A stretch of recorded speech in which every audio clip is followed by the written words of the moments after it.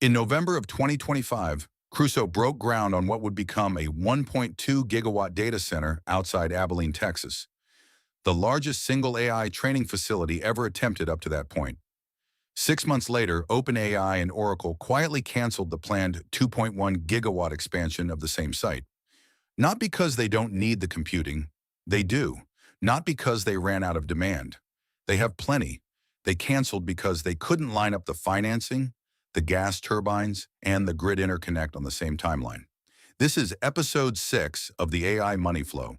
The $725 billion 2026 Capex story assumes there's a grid to plug all those chips into. There isn't, at least not at the speed the chips are arriving.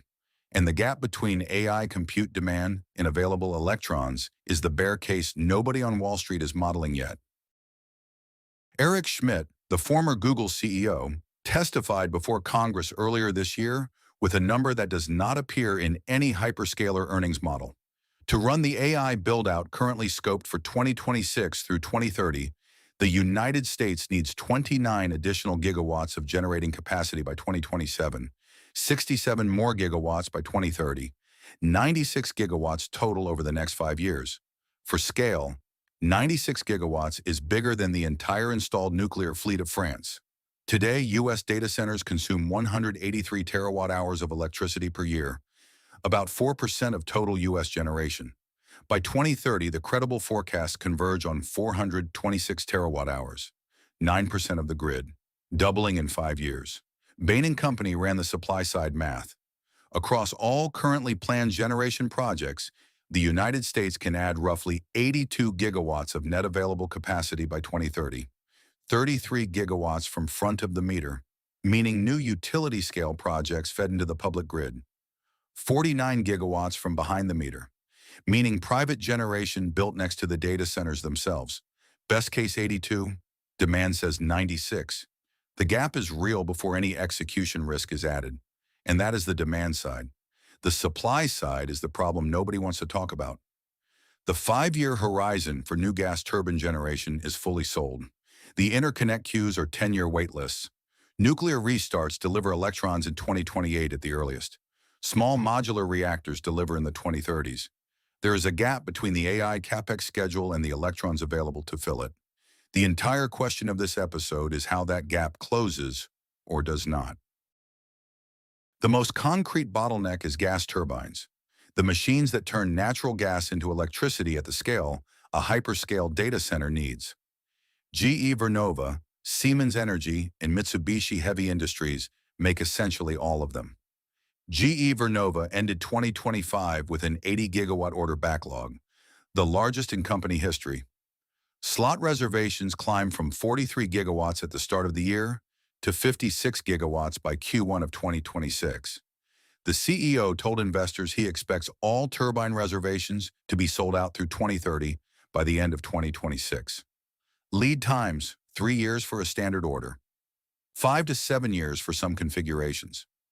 Roughly one-third of GE Vernova's reservations are tied directly or indirectly to AI hyperscalers. About 26 gigawatts of that 80 is committed to data center power. Siemens Energy reports a 136 billion euro backlog, also the largest in its history. Mitsubishi Heavy is in the same position. Now do the arithmetic. Schmidt says 96 gigawatts needed by 2030. The 3 turbine makers combined have roughly 15 gigawatts of unreserved capacity remaining across 2029 and 2030. That leaves an 80 gigawatt gap, which has to come from somewhere: nuclear, solar plus storage, behind the meter generation, or it does not come at all. The hyperscalers know this. Their CFOs do not yet have the answer on the earnings call. Last year, Microsoft signed a 20-year power purchase agreement with Constellation Energy to restart Unit 1 at the 3 Mile Island nuclear plant, the same reactor that shut down in 2019 because it could not compete with cheap gas. Restart target 2028. Amazon signed with X Energy for small modular reactors in October of 2024. Target operational date 2030 and beyond. Constellation has the largest reactor backlog in its history. Vistra Energy has signed similar long-term contracts with Microsoft. Talon Energy did the same thing.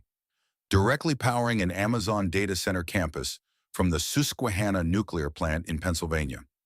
But notice what is not happening. Nobody is delivering electrons in 2026 or 2027 from these deals. The earliest restart, 3 Mile Island, is 2 years out. SMRs are 5 years out at the earliest, and that is the optimistic timeline. This is the supply-demand mismatch in its purest form. The AI Capex schedule says we need an extra 29 gigawatts by 2027. The nuclear timeline says nothing new comes online until 2028. There is no path to closing that 2026 to 2027 gap through nuclear. It has to come from gas. And as the last section showed, the gas turbine supply chain does not have it to give.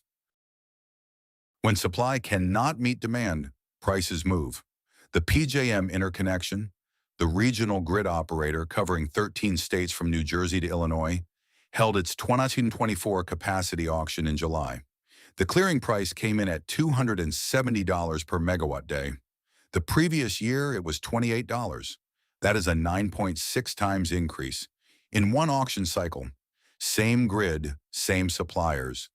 The only thing that changed is data center demand showing up in the bids.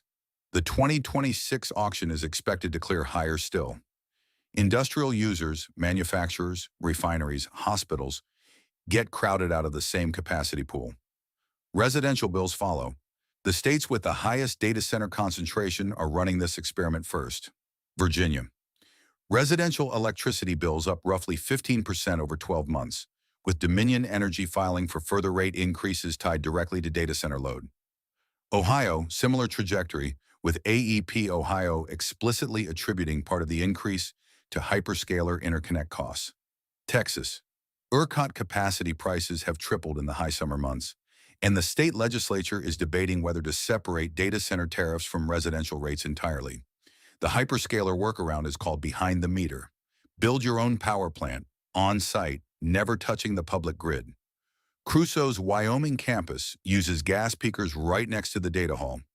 Microsoft's planned Wisconsin site uses combined cycle gas plants funded by Microsoft directly. Stargate Abilene is fundamentally a behind-the-meter project. Local gas peakers are powering the first 4 operational buildings. This works for the company building it. It does not solve the macro problem. The gas turbines still have to come from the same backlog supply chain. The natural gas still has to be produced. The carbon emissions still get counted somewhere. What behind the meter does buy is timing. 3 to 4 years from contract to operating electrons instead of 7+ through the grid. That is the only way the 2027 deadline gets close to met. When a market discovers a binding constraint, the cash flows reallocate. Power for AI is that market in 2026. Winners, the obvious ones. GE Vernova, revenue locked in through 2030, gross margins expanding as customers bid against each other for limited slots. Siemens Energy, largest backlog in company history. Mitsubishi, heavy, same story. Constellation Energy and Vistra. Nuclear assets that were stranded 10 years ago are now strategic. Camiso and the uranium miners, structural demand for the first time in 2 decades. Winners, the non-obvious ones.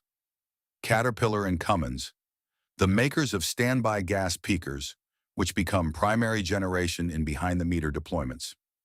The pipeline operators, Williams, Kinder Morgan, for moving the gas. ABB and Eaton, the switchgear and substation transformers that the hyperscalers cannot get fast enough either. Losers. Late arriving hyperscalers. Meta picked up the canceled Crusoe Abilene capacity at the margin, but that was the cheap option. Industrial customers crowded out of PJM auctions. Residential ratepayers facing 15 to 30% bill increases across data center-heavy states. State utility regulators caught between hyperscaler Capex commitments and consumer protection mandates. The supply chain does not care about Wall Street's growth narrative. It just allocates electrons to whoever pays the most. 3 scenarios for what happens between now and 2030. Scenario 1, Capex actually slows because power cannot keep up. The Stargate Abilene cancellation in May of this year is the first concrete data point. Microsoft has quietly walked back 2 of its 2027 announced sites in Arizona and Wisconsin, citing interconnect issues. The numbers Wall Street uses for Hyperscaler 2026-2028 Capex still assume the announced schedule. Each canceled or delayed gigawatt is one less buyer for NVIDIA chips, one less rev order for TSMC, one less sell on the demand curve. Scenario 2, timelines stretch. The 2026 Capex still gets spent, but the output lags by 2 to 3 years. This is the most likely outcome based on what is already happening. Stargate Abilene is operating 4 of 8 buildings. The other 4 are scheduled for mid-2026 and will probably slip to late 2026 or 2027. Multiply this across every announced data center campus. Microsoft has 80-plus gigawatt-scale projects in flight. Amazon has 60. Google has 40. Meta has 30. If even 15% of those announced sites slip 2 years on power, the 2027 hyperscaler revenue forecasts that depend on full capacity start to look optimistic. Scenario 3. Hyperscalers pay 3 times normal PPA rates to crowd out everyone else. This works for them. Their P&L can absorb it. Microsoft already pays roughly $115 per megawatt hour for the 3 Mile Island restart, compared to $35 to $50 in normal industrial markets. But it breaks the energy economics for industrial users and ratepayers. State regulators in Virginia, Ohio, and Texas have already started intervening. If political pressure forces utility commissions to set differential rates, the data center cost of power assumption in every hyperscaler model has to come down dramatically. None of these scenarios is the cataclysmic bear case where AI does not work. All 3 are the harder case where the build-out pace has a physical ceiling, and Wall Street has not priced it yet. 3 metrics to watch over the next 4 quarters. 1. GE Vernova's quarterly slot reservation report. If reservations through 2030 sell out faster than projected, which is the current trajectory, the binding constraint is real. 2. Constellation Energy and Vistra restart timelines. Any slip from 3 Mile Island 2028 is a direct signal that the hyperscaler power assumption is wrong. 3. PJM capacity auction clearing prices. If 2026 clears above the 2024 record, the supply-demand gap is widening, not closing. The AI Capex story has been told as a money story, as a chip story, as a compute story. The energy story is the one nobody on the earnings call has the answer for yet. This is the final episode of the AI Money Flow. 6 episodes, 1 frame.